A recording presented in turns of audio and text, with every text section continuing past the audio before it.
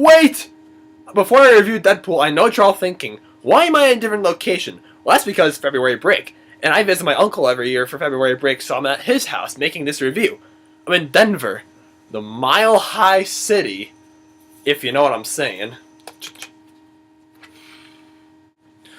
So Deadpool centers around this mercenary named Wade Wilson who gets diagnosed with terminal cancer. So he meets with these guys who give like this serum or like inject this sort of like thing that turns him into like a super soldier. But he realizes that he's been tricked. And they want to turn into a super slave, but he escapes.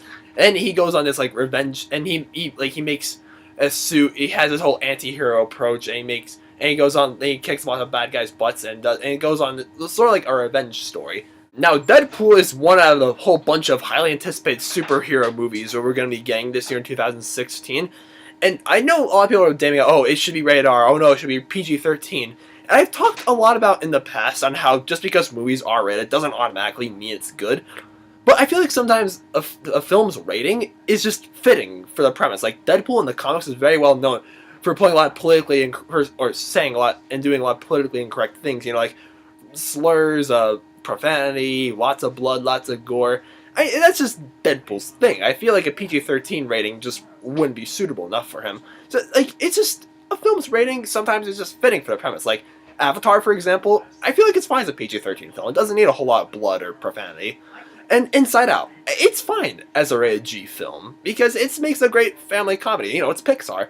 And Deadpool is great as an R-rated movie, as a matter of fact. Another thing that I like about Deadpool is that it's not just a revenge movie. There's also a big deal of satire that goes into this. Like, Deadpool apparently didn't want to make a movie for years, but like he was, sorry, the X-Men franchise was messing around a lot with him. Apparently, I haven't seen the X-Men movies, but I feel like I should before X-Men Apocalypse comes out because I think I should get caught up on that.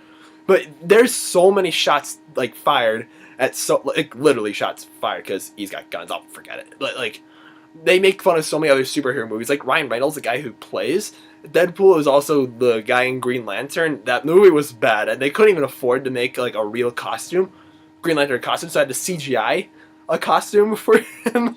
He's like, don't make this suit green or animated. Or it's like, I haven't had my own movie in a while. And I'll tell you why. It rhymes with Pulverine. As a whole, viewers, with Deadpool, I was quite impressed. And like I said, I wasn't expecting, when I heard it was getting announced, I wasn't expecting a whole much out of it. But after seeing all the trailers and seeing the movie itself, I liked it. Not only do I like the satire and the action scenes and the jokes, but like the jokes are I'm getting over a cold, which is why I'm coughing so much, so I apologize for that. But it's also got great camera angles, like great cinematography, lots of great editing, great direction, like a very confident.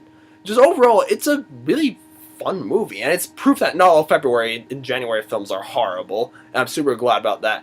And overall, I gotta give Deadpool a 9 out of 10 stars. It's an awesome film. Serve up the chimichangas and the fourth wall breaks. Tell me, what is your favorite superhero, or anti-hero for the matter? Let me know in the comments down below. If you like this video, click that thumbs up, like button, and subscribe to my channel if you haven't already.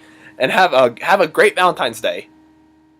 Does this count as my Valentine?